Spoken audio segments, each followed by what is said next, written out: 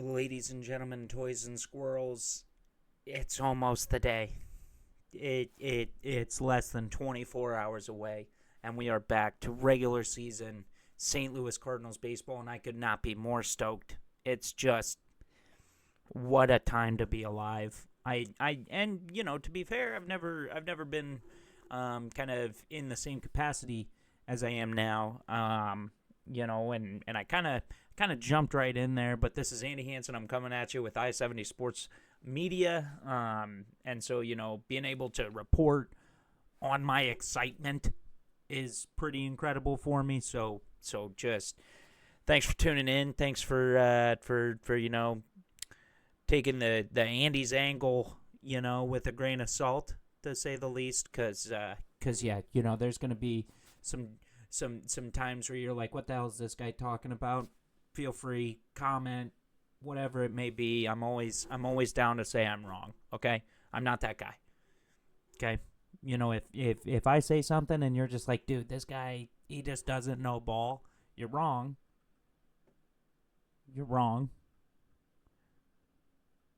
But feel free. Although I may disagree with your opinion, I defend to the death your right to say it. And with that being said, I think, kind of the vibes going into, game one, mixed emotions, to say the least. I think there's a lot of anticipation when it comes to, some of the studs that we have coming up. J.J. Weatherholt, God bless America. Let's see how it goes. Libertor on the bump. You know what I'm saying? Let's go, bud. It's your time. This is your rotation. Let's do it. And so there's a lot that comes with that. I think there's also kind of the negative undertones where it's just like, Nelson Velasquez, how in the hell is he not on the roster? I understand. There's also part of it kind of doing a little bit more research into it. He wasn't on the 40-man. And I think that probably had a big piece to do with it. But on top of that, he's a corner guy.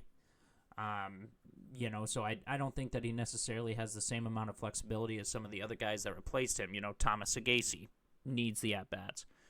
Nathan Church needs the at-bats. Fermin, I don't know. In my opinion, I probably would have taken Velasquez over Fermin, but that's just me, okay? If I was running the world, it'd be perfect, but I'm not, But I wasn't super impressed with him last year. As far as just defensively, I would say for the most part.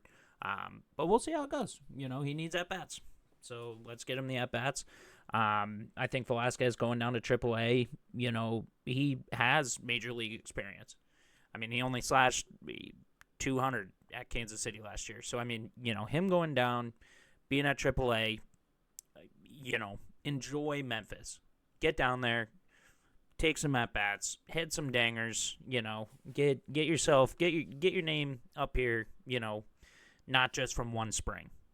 After an underwhelming year last year, I think that he didn't like revitalize his career.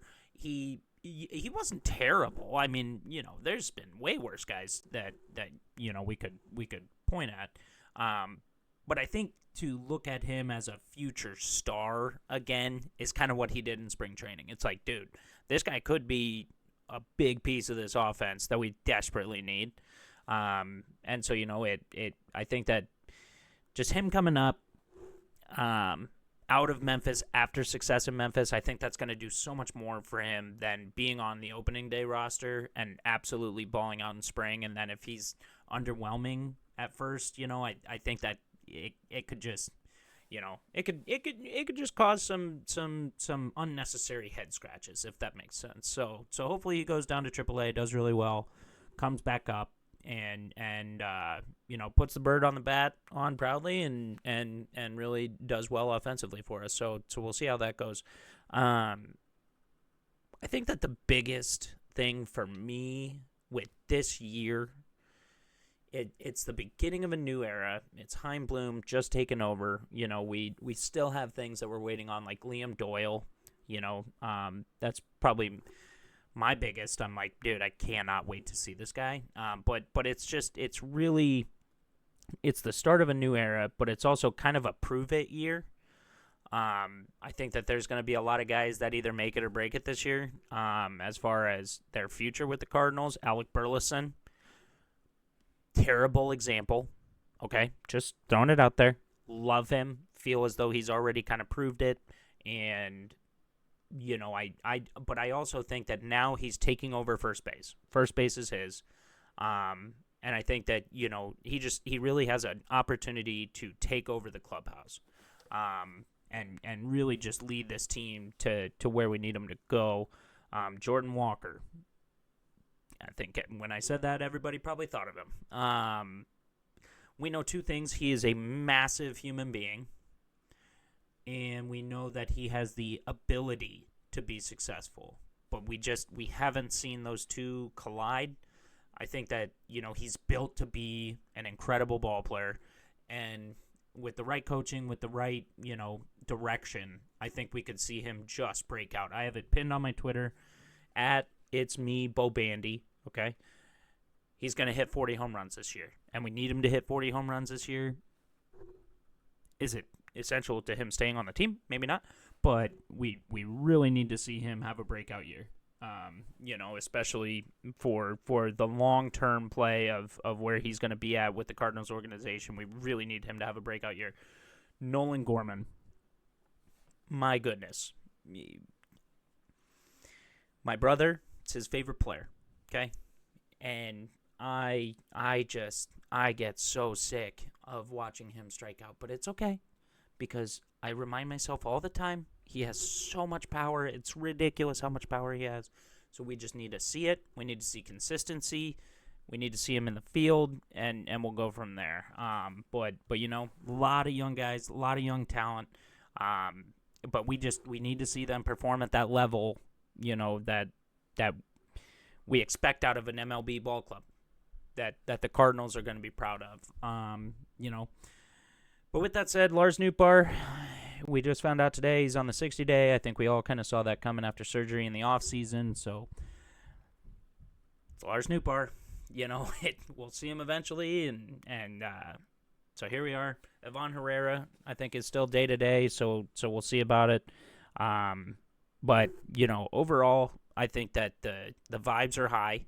You know, just from being on X, being on Facebook, being, you know, through the different groups and such.